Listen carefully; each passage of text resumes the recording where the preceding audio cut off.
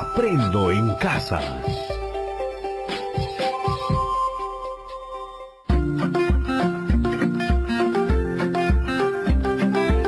Queridos estudiantes, los invitamos a participar en el desarrollo de las sesiones de aprendizaje que hemos preparado para ustedes. Aprendo en casa.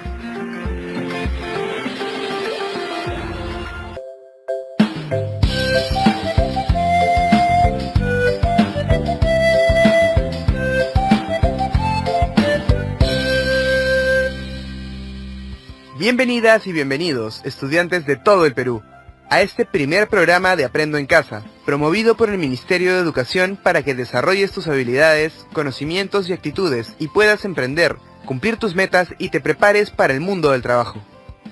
Este programa está dirigido para los estudiantes del primero y segundo grado de educación secundaria del área de educación para el trabajo.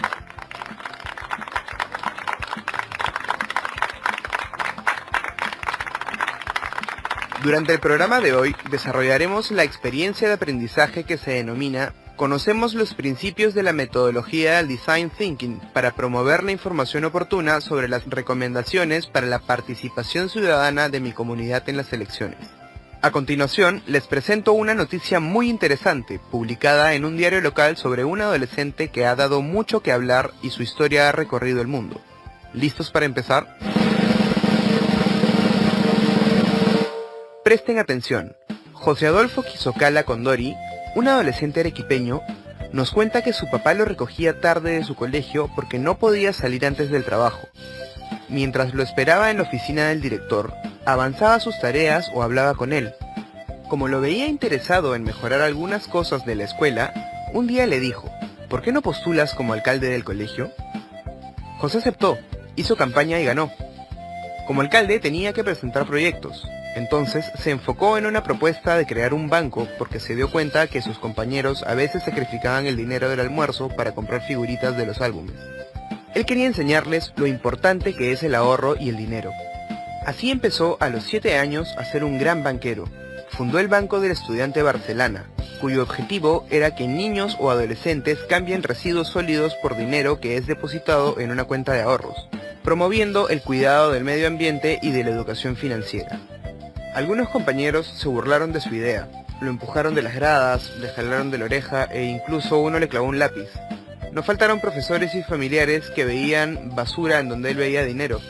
Ahora, su ecobanco sorprende al mundo. Tiene más de 3.500 socios en Arequipa, 7 trabajadores a su cargo, 15 voluntarios y 10 asesores contables, financieros y legales que viven en Lima, Francia, Holanda y Suecia.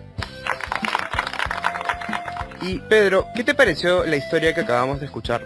Interesante. José es un gran ejemplo a seguir por todos nosotros. Gracias, José, que seguro nos está escuchando. ¿Y a ustedes, qué emprendimiento les gustaría tener? Bien, nos han llegado mensajes de algunos chicos de distintos lugares del Perú. ¿Nos ayuda, Pedro? Claro, profesor. César envía un mensaje de texto desde Cerro de Pasco. Nos dice, yo quiero tener un emprendimiento de venta de harina de maca con tocos. Muy bien, César.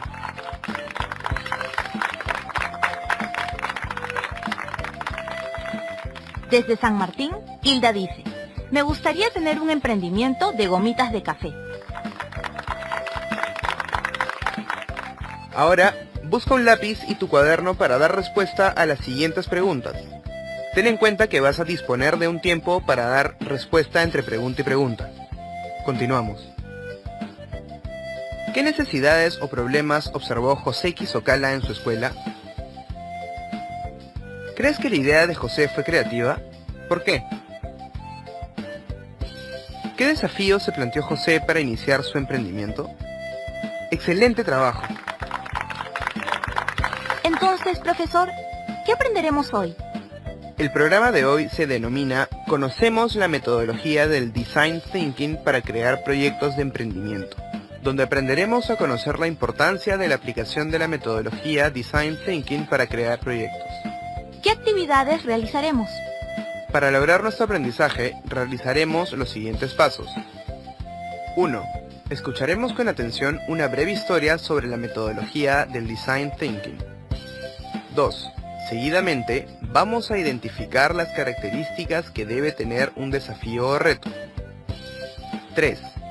Luego, redactaremos el desafío o reto considerando la situación presentada y cumpliendo con las características establecidas. 4. Conoceremos las fases del Design Thinking que se presentan a partir de la descripción del texto. 5. Por último, organizaremos y sintetizaremos la información sobre la importancia y las fases de la metodología del Design Thinking. ¡Empecemos!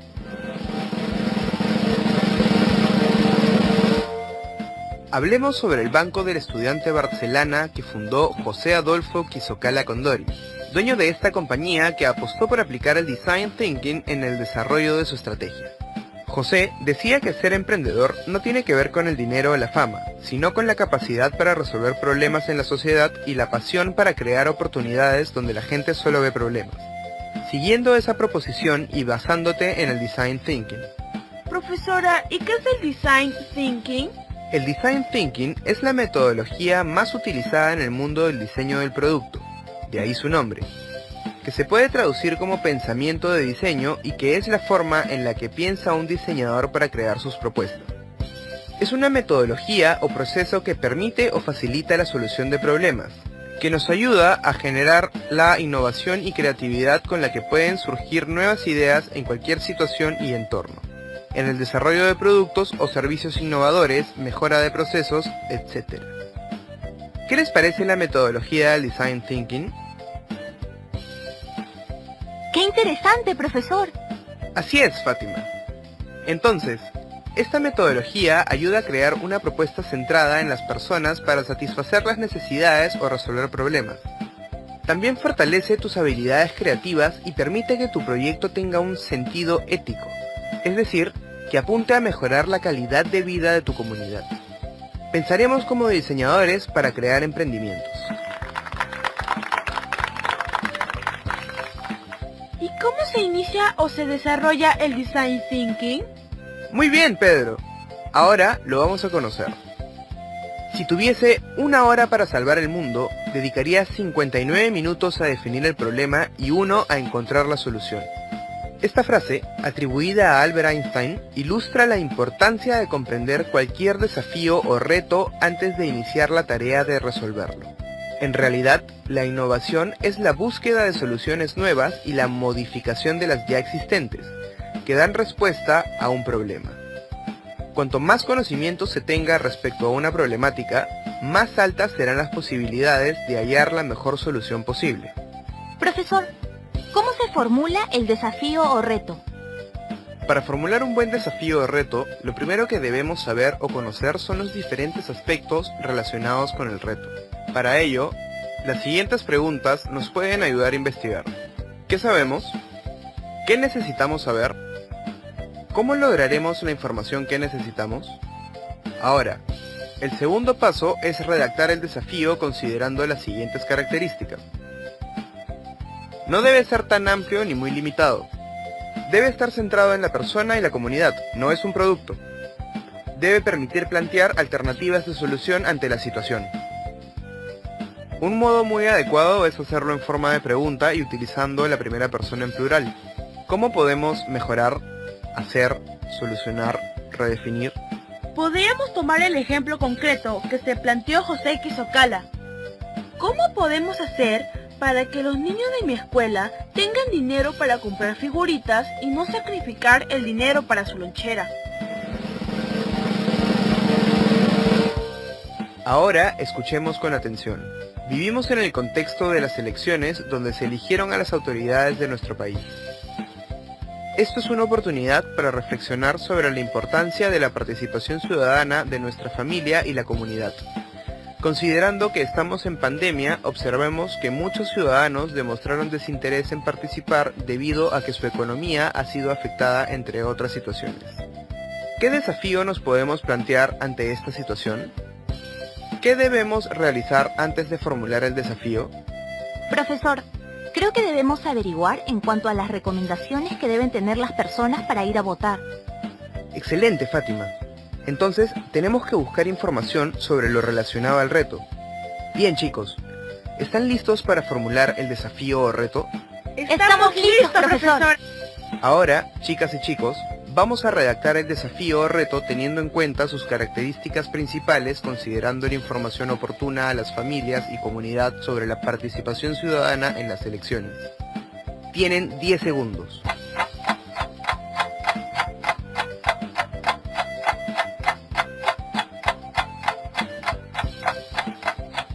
Ya terminé, profesor. ¡Excelente, Pedro! A mí me falta. Si te falta tiempo, puedes completarlo cuando termine el programa de hoy. Continuamos. Ya conocemos el punto de partida de la metodología del Design Thinking. Ahora conoceremos las fases que tiene. ¿Cuáles son las fases del Design Thinking? Este proceso nos presenta 5 fases, que no son independientes una de la otra, sino que se alimentan y potencian entre ellas. Ahora, veamos. La primera fase es empatizar. ¿Y qué es empatizar, profesor? Es importante hablar de empatizar, porque es la base del proceso de diseño. Para implementar este proceso se debe tener claro que es básico ser empático y para ello tienes que desarrollar estas cualidades. Ser observador, mirar a las personas y su comportamiento en el contexto de su vida. Observar desde fuera, sin intrometerte. Ser comunicativo. Puedes generar conversaciones fácilmente, realizar preguntas a las personas, tener una conversación breve o alguna más estructurada. Preguntar el por qué es muy importante, porque se descubren nuevos significados. Mirar y escuchar es una combinación infalible, pedir explicaciones de cómo lo hace. Si vas a estudiar un problema de tu comunidad, lo mejor es estar y vivir en el lugar, comprender a todos los que están ahí. Ahora entiendo por qué es importante saber empatizar o ponernos en los zapatos de las personas. Continuamos con la segunda fase, definir. ¿Qué vamos a definir, profesor? El objetivo de esta fase es identificar el problema a partir de las conclusiones extraídas de la fase anterior. Es decir, sabemos que el usuario, cliente o comprador tiene una necesidad a la hora de solucionar un problema. Si no identificamos el problema de forma adecuada, es imposible llegar a encontrar la solución ideal. Debemos evitar errores a la hora de definir el problema. Es importante asegurarnos de que la información recogida en la primera fase sea suficiente como para poder identificar el problema o problemas de los clientes. A estos problemas concretos se les conoce como insight o revelaciones que nos permiten centrarnos hasta hallar la solución definitiva. Este paso es importante cuando apliquemos el Design Thinking, ya que si no planteamos bien el problema, no tendremos una buena solución. Sigamos con la tercera fase, idear. Profesora, acá vamos a pensar, imaginar. Así es, Pedro. En esta etapa es importante generar tantas ideas como sea posible, sin juzgar o despreciar ninguna. Debes brindar soluciones y cada una de ellas se toma en cuenta. Pero esto no significa que vayan a utilizar todas las ideas. Eso no es sinónimo de éxito, incluso puede llevar a un fracaso seguro. Por lo tanto, es necesario analizar las distintas propuestas para seleccionar el mejor enfoque de cada una. Finalmente, se traducen en conclusiones que lleven a la selección final de las posibles soluciones con ideas innovadoras que estén de acuerdo a las necesidades del cliente. Recordemos poner en práctica nuestra creatividad, ya que debemos pensar en diversas ideas de solución para un problema. No olvidemos que todos somos creativos. Veremos ahora la cuarta fase, prototipar. Profesor, esa palabra me parece conocida. Sí, Pedro. Esta etapa es clave para el proceso del Design Thinking. Prototipar es la generación de elementos informativos como dibujos, objetos o artefactos, con los que se pretende responder las inquietudes que nos acercan a la solución final. Es importante saber que el prototipo no es un producto final, sino que es algo provisional y esto te evita haber gastado demasiados recursos en ideas que no puedan ser las adecuadas. ¿Y puede ser cualquier cosa con la que se pueda trabajar? Así es, Fátima. Puedes utilizar materiales desde una nota adhesiva o post-it, un cartón doblado, una actividad o un storyboard. Deben hacerse prototipos rápidos y económicos, pero con un contenido que genere debate y retroalimentación del equipo y de clientes. Tenemos diversos tipos de prototipos, entre ellos el boceto, maquetas, infografías, videos, croquis, entre otros. ¡Listo! Llegamos a la fase evaluar. Profesor, y acá terminamos porque ya vamos 5. Así es, Pedro. Con este paso se busca la retroalimentación de los usuarios o clientes, ya que un prototipo, lejos de ser acabado, está abierto y recibe aportaciones y modificaciones. O sea, no importa cuántas veces deba volverse a mejorar, cambiar y testear. Así es, Fátima. Además, esta etapa es una gran oportunidad para afianzar o ganar la empatía de usuarios o clientes, aclarando soluciones y mejorándolas. Esta fase no busca una calificación como resultado, sino que aprendamos mostrando al usuario una posible solución y comparar con ella para aprender y generar un prototipo mejor. Chicas y chicos de todo el Perú, hemos aprendido lo importante que es evaluar nuestro prototipo. Recuerden aplicar la regla de siempre hacer un prototipo creyendo que estamos en lo correcto, pero debemos evaluar pensando que estamos equivocados. Esos aplausos son para todos los adolescentes de nuestro Perú, que nos escuchan con muchas ganas de aprender. Estamos llegando al final de nuestro primer programa. Es importante que reflexionemos sobre lo aprendido el día de hoy y en qué situaciones de la vida diaria les servirá. Vamos a reforzar sus aprendizajes. Busquen un lápiz y una hoja de papel o usen el cuaderno. Elaboren un mapa mental o conceptual sobre las fases del Design Thinking y sus características. Conversen en familia sobre la importancia de plantearse desafíos o retos en la vida y de pensar como diseñador para crear emprendimientos.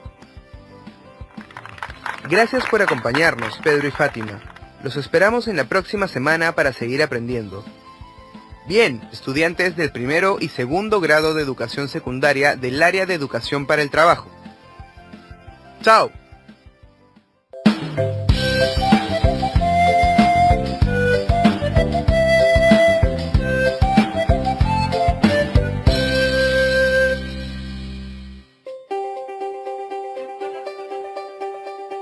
Aprendo en casa.